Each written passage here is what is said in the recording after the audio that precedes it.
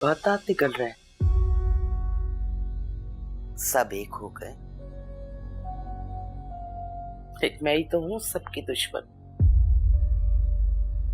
Mummy बस करें ना। पता नहीं भाई इतने दिन से कहाँ थे, किस हाल में थे। अब अगर अब्बू उन्हें लेने गए हैं तो ये उनका सही फैसला है।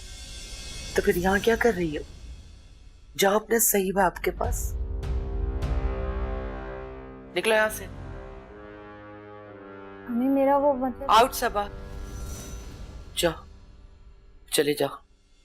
तना छोड़ दो मुझे, मुझे किसी की जरूरत नहीं। जाओ जाओ, चले जाओ, सब चले जाओ, मुझे तना छोड़ दो। जाओ।